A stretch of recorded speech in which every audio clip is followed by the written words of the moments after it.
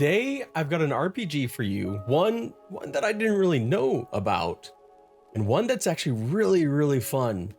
Play with friends. You finally have arrived. I promise your death will be painful.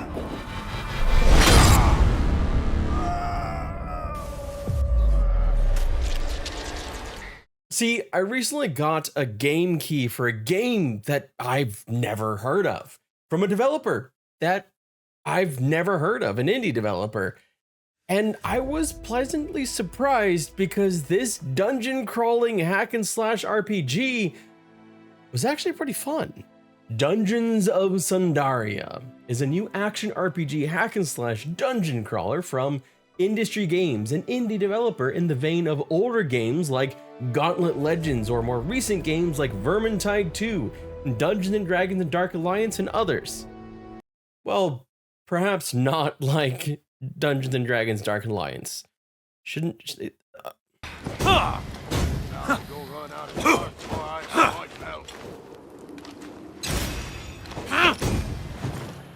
that game should not have the Dark Alliance title to it. It features character customization with a hearty roster of characters from humans to halflings to goblins and orcs. It shines with 4-player co-op online or local split screen, and after playing multiplayer, it is by far the best way to play. I mean, take for example this voiceover, which plays very differently if you're playing by yourself versus playing with friends.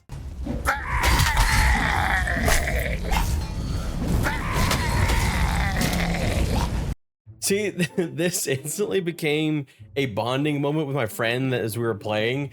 It was like he kept repeating the line over and over again.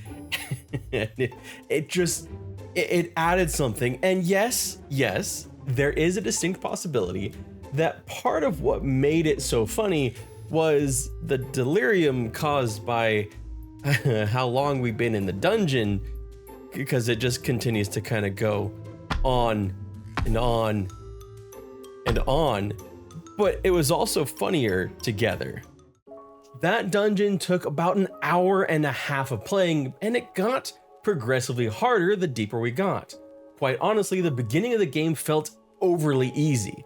I was mostly worried about how fast it felt like I was moving at warp speed, which kind of goes away the longer you play, and how we were just kind of plowing through things. There didn't seem to be any kind of danger until we got till the lowest levels of the dungeon.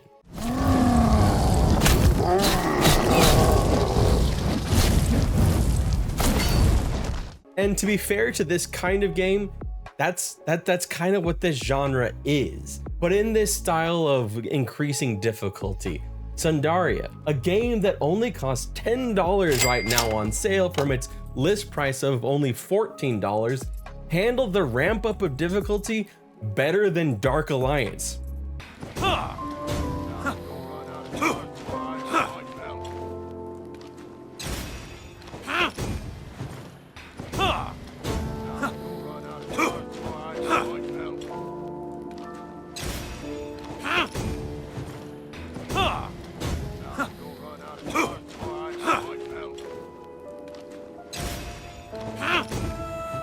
Which suffered from huge difficulty spikes on bosses. Like, the entire dungeon was easy, and then you spent the next 3 hours trying to kill one boss because the difficulty didn't match up. It was just much smoother, and there was even other things like if you got to a boss and you were struggling, you could leave and come back later. They had checkpoints throughout, which we'll get a little bit more in depth about some of the details, but it's just one of those things where I really want to point out that this game is kind of what I had been hoping for when Dungeons and Dragons Dark Alliance came out. Didn't get that. Let's back up a little bit and talk about some of the highlights of the game and some of the concerns, and we'll start from the very beginning. Character creation. The character creator in this game is delightfully refreshing. The customization options might be a little bit limited to just a few changes on each race, but the fact that you get some of the fantasy races you don't normally get to play as, like an orc, a goblin, or even a lizard man, is really fantastic to see.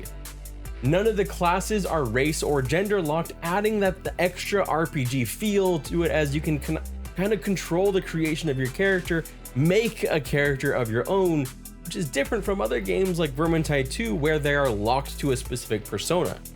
Once you've made your beautiful Goblin Wizard or any of the other 5 classes like the Champion, the Ranger, Cleric, or Rogue, you start right off into the town and quickly realize that the budget of the game was not spent on the lobby as much as the dungeons themselves. The town looks a bit like a mobile game. There's shops and quest givers and trainers in the village, but you don't actually walk around.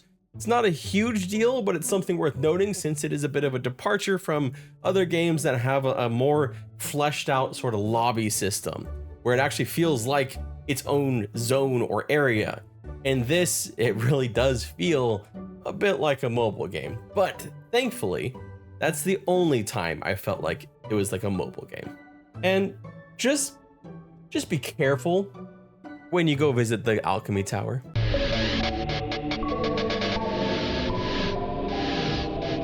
Hi, how are you? His eyes just kind of like stare into your soul. It's really freaking unnerving. It just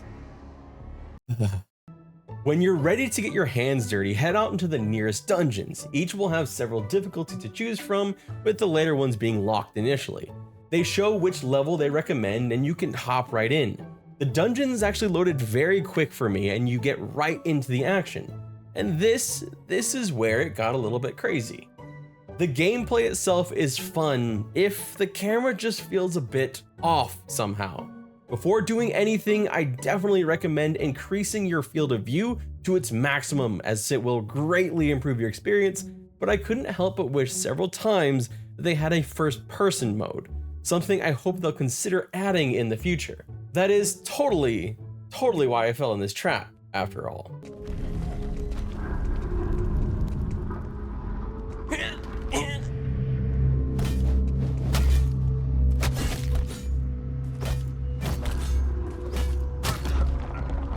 It's because of the lack of first person. That's the only reason why. It's not my inelegant gameplay. It's not the fact that I'm just gonna flailing around. No, it's the camera.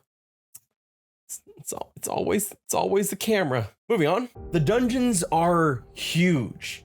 Even when you think they've ended, they add another layer. I'm used to Vermintide 2, where it's usually like a 20 or 30-minute dungeon. Not here.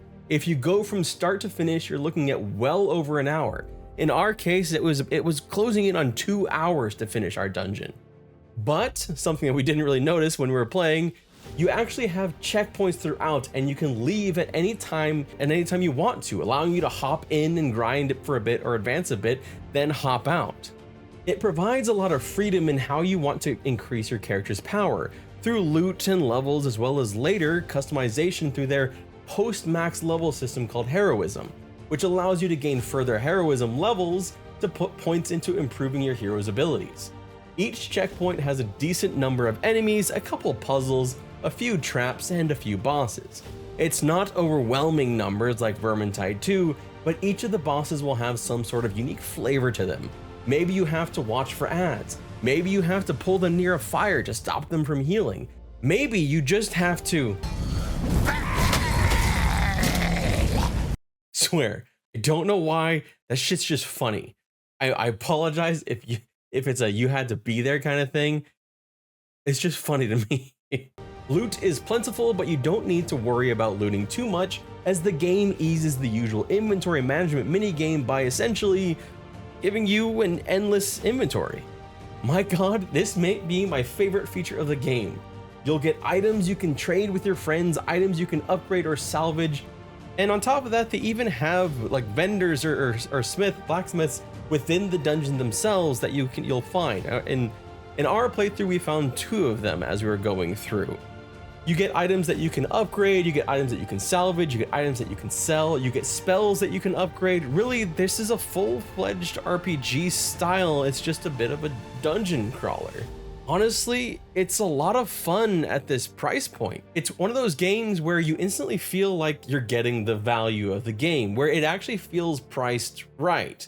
At $10 to $15, you're getting a very, very solid experience. It is not a AAA experience. It's not even a AA experience. It is an indie game, but you're paying a price that makes sense. You're getting a lot of value for it, and that's why like I feel confident in saying it's worth giving a try if you like this kind of game.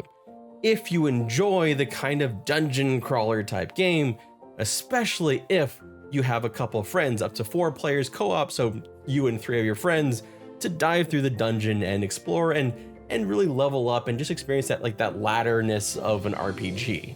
But I also wanted to just talk about a couple of the negative things about it, because give you the full picture before you go and make any kind of purchase in this game. First, there doesn't seem to be a ton of people playing. While it is trending up, for a game that is best played with others, you may need to bring those players with you. Even if the game does well, which it currently is with mostly positive reviews, the games like this kind of suffer sometimes with players bouncing off when they get tired of the kind of grind. Once you've completed all the dungeons, I can see where the desire to come back and play would be smaller, which plays into the next point. The nature of the game itself. It is a dungeon crawler hack and slash RPG. The gameplay loop is very basic. It's one of those games that's fun to jump into, but it's not going to provide any real depth or complexity. I wouldn't go into it expecting an emotional story or deep customization. It's a fun game, not a legendary one. It's kind of like those type of games that you would enjoy playing at the arcade, you know, or is that just me because I'm old? I played Gauntlet Legends. You know, it's one of those things where the experience of the game, the RPG, comes from playing with others. And I think I've said that a couple times here, but it's really, I just want to really put that point home. Perhaps the most important negative for me, though, is that maybe actually the easiest to fix if the developers choose to. And it's the camera angle. It just feels off and I can't really explain it. It's in third person, but I found that was even sometimes preferring the frustrating camera angles of Dark Alliance at times. I'd love for them to add an option to play in either third person or first person. The issue is most keen for range classes. It wouldn't solve the issue to add an option for first person, but it would at least give players the choice. And I might make an improved experience for those that are ranged, because you do have a little target reticle that you're using to make your attacks work. When I played my melee class versus my range class, I noticed the camera angle a lot less with my giant hulking lizard, and more so with my frail little goblin wizard who is trying to throw fireballs. All that said, if you enjoy this type of game, give Dungeons of Sundaria a try. It's worth it for the value. And yes, you can play it solo. I went through a dungeon solo. There's still some fun to be had in that. It's kind of a little bit mindless, and you will be able to find challenges. The bosses themselves can be a lot of fun. I think mostly you'll find that the bosses are fun and the other stuff not so much. At least playing by yourself. If you enjoy this type of game, give Dungeons of Sundaria an opportunity to see if it's what you like. I don't think you'll be disappointed, especially at its current price point. But a game that is guaranteed, absolutely guaranteed, to be an utter disappointment for you. This game right here is a game so bad that it killed off a YouTube series that I was trying to make called Worst RPG Ever, mostly because I didn't want to put myself through that anymore. My name is Redbeard Flynn. Thank you so much for watching, and I hope you have a wonderful day.